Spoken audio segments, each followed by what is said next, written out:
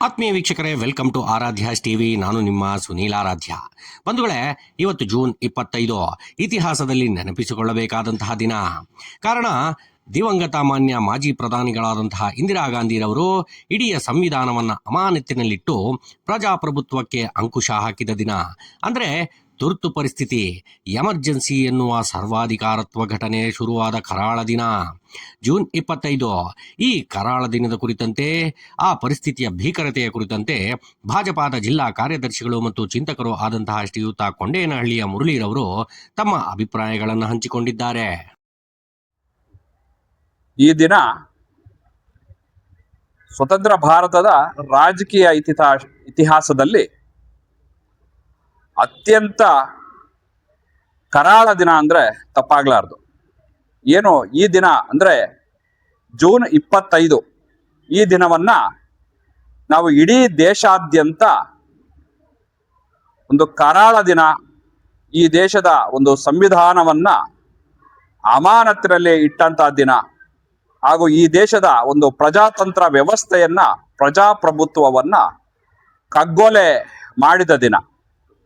So ಹಾಗಾಗಿ ಏನು 1975 June 25ರಂದು ಇಡೀ ದೇಶದಲ್ಲಿ ತುರ್ತು ಪರಿಸ್ಥಿತಿಯನ್ನ ಆಗಿನ ಇಂದಿರಾ ಗಾಂಧಿ ನೇತೃತ್ವದ ಕಾಂಗ್ರೆಸ್ ಸರ್ಕಾರ ರಾತ್ರೋರಾತ್ರಿ ಈ ದೇಶದ ಮೇಲೆ ತುರ್ತು ಪರಿಸ್ಥಿತಿಯನ್ನ ಜಾರಿ ತಂದು ಇಡೀ ದೇಶದ ಒಂದು ಪ್ರಜಾಪ್ರಭುತ್ವವನ್ನ ಕಗ್ಗೊಲೆ ಮಾಡಿ ಇಡೀ ದೇಶದ ಒಂದು ಸಂವಿಧಾನವನ್ನ ಅನಾಮತ್ತಲ್ಲಿ ಇಟ್ಟು ಆಗಿನ ಎಲ್ಲ ದೇಶದ ಹಿರಿಯ ರಾಜಕೀಯ ಮುಖಂಡರನ್ನ ಬಂಧಿಸಿ ಪತ್ರಿಕಾ ಸ್ವಾತಂತ್ರ್ಯ ಮೇಲೆ ನಿರ್ಬಂಧವನ್ನು ಹೇರಿ ಇಡೀ ಪತ್ರಿಕಾ ಸ್ವಾತಂತ್ರ್ಯವನ್ನ ಉಲ್ಲಂಘನೆ ಮಾಡಿ ಇಡೀ ದೇಶದ ಸಂವಿಧಾನದ ಎಲ್ಲಾ ವಿಧಿಗಳನ್ನ ತಾವು ಕಗ್ಗೊಲೆ ಮಾಡಿ ಇಡೀ ಇವತ್ತು ರಾಷ್ಟ್ರದ ಮೇಲೆ ಆ ದಿನ ಒಂದು ತುರ್ತು ಪರಿಸ್ಥಿತಿಯನ್ನ ಹೇರಿರ್ತಕ್ಕಂಥದ್ದು ಬಹಳ ಘೋರ ಅಪರಾಧ.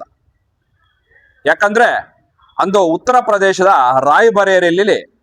ರಾಯ್ಬರೇಲಿ ಲೋಕಸಭಾ ಕ್ಷೇತ್ರದಲ್ಲಿ ನಡೆದಂತ ಚುನಾವಣೆಯಲ್ಲಿ ಅಂದು ಸಮಾಜವಾದಿ ಪಕ್ಷದ ರಾಜನಾರಾಯಣ್ ಇವರ ಮೇಲೆ ಗೆದ್ದಂತ ಇಂದಿರಾ ಗಾಂಧಿ ಅವರು ಅದರ ವಿರುದ್ಧ ಒಂದು ರಾಜನಾರಾಯಣ್ ಅವರವರು ಒಂದು ಮೊಕದ್ದಮೆಯನ್ನ ಹೂಡ್ತಾರೆ ಕೋರ್ಟ್ನಲ್ಲಿ.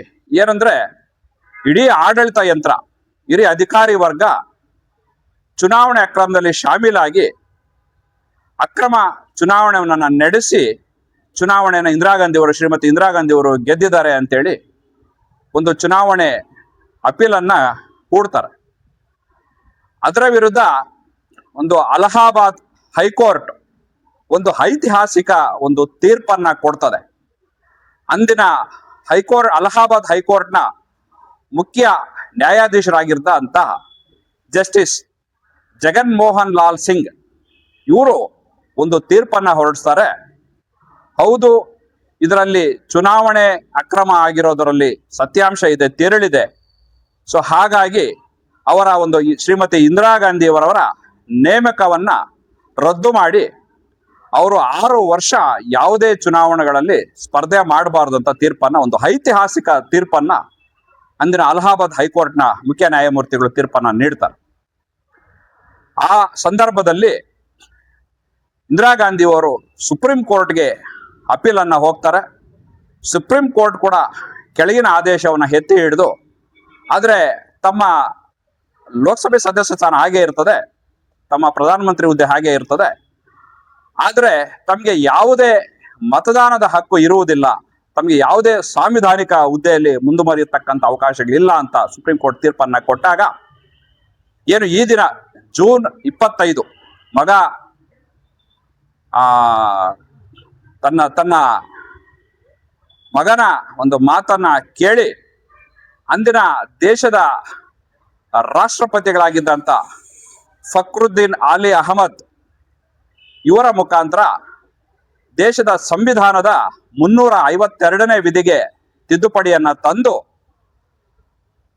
ಮಧ್ಯರಾತ್ರಿ ಇಡೀ ದೇಶದ ಮೇಲೆ ತುರ್ತು ಪರಿಸ್ಥಿತಿಯನ್ನ ಹೇರಿ, ಏನು ಈ ದೇಶದ ಪ್ರಧಾನಮಂತ್ರಿ, ಲೋಕಸಭೆಯ ಸ್ಪೀಕರ್ ಮತ್ತು ರಾಷ್ಟ್ರಪತಿಗಳ ಮೇಲೆ ಯಾವುದೇ ನ್ಯಾಯಾಂಗ ವಿಚಾರಣೆ ಮಾಡೋದಾಗ್ಲಿ, ಕೋರ್ಟ್ಗಳಿಗಾಗಲಿ ಯಾವುದೇ ಕಾರ್ಯಾಂಗಕ್ಕಾಗಲಿ ಅವಕಾಶ ಇಲ್ಲ ಅಂತ ಹೇಳಿ ಇಡೀ ಸಂವಿಧಾನವನ್ನ ಅಮಾನತಿನಲ್ಲಿ ಇಟ್ಟು ಈ ದೇಶದ ಒಂದು ಕರಾಳ ಇತಿಹಾಸ ಅಂತ ಹೇಳಿದ್ರೆ ತಪ್ಪಾಗ್ಲಾರ್ದು, ಇಡೀ ಈ ದೇಶದ ಮೇಲೆ ಮಧ್ಯರಾತ್ರಿ 12 ಗಂಟೆಗೆ ತುರ್ತು ಪರಿಸ್ಥಿತಿಯನ್ನ ಹೇರ್ತಾರೆ. ಬೆಳಗಿನ ಜಾವ ಅಷ್ಟರೊಳಗೆ ರಾತ್ರೋರಾತ್ರಿ ಪೊಲೀಸರು ಇಡೀ ಪ್ರಜಾಪ್ರಭುತ್ವದ ವ್ಯವಸ್ಥೆಯನ್ನ ಕಗ್ಗೊಲೆ ಮಾಡ್ತಾರೆ. ಅಂದು ಎಲ್ಲ ರಾಜಕೀಯ ನಾಯಕರ, ಕಾಂಗ್ರೆಸ್ಸೇತರ ರಾಜಕೀಯ ನಾಯಕರ ಬಂಧನ ಆಗ್ತದೆ. ಆ ಬಂಧನದಲ್ಲಿ ಬಹುಮುಖ್ಯವಾಗಿ ಜಯಪ್ರಕಾಶ್ ನಾರಾಯಣ್ ಇರ್ಬೋದು, ಅಟಲ್ ಬಿಹಾರಿ ವಾಜಪೇಯಿ, ಮಧು ದಂಡವತೆ, ಜಾರ್ಜ್ ಫರ್ನಾಂಡಿಸ್, ಲಾಲು ಪ್ರಸಾದ್ ಯಾದವ್, ಮುಲಾಯಂ ಸಿಂಗ್ ಯಾದವ್, ಸನ್ಮಾನ HD ದೇವೇಗೌಡರು, ಲಾಲ್ ಕೃಷ್ಣ ಅದ್ವಾನಿ, ಇವರೆಲ್ಲ ನಾಯಕರ ಬಂಧನ ಆಗ್ತದೆ. ಜೊತೆಗೆ ಪತ್ರಿಕಾ ಸ್ವಾತಂತ್ರ್ಯವನ್ನ ಕಸಿದುಕೊಳ್ತದೆ. ಯಾವುದೇ ಸಾರ್ವಜನಿಕ ಸಭೆ ಸಮಾರಂಭಗಳು, ಪ್ರತಿಭಟನೆಗಳು ಎಲ್ಲವನ್ನ ರದ್ದು ಮಾಡ್ತಾರೆ. ರದ್ದು ಮಾಡಿ ಇಡೀ ಒಂದು ದೇಶದಲ್ಲಿ ಒಂದು ತುರ್ತು ಪರಿಸ್ಥಿತಿಯನ್ನ ಏರ್ತಾರೆ.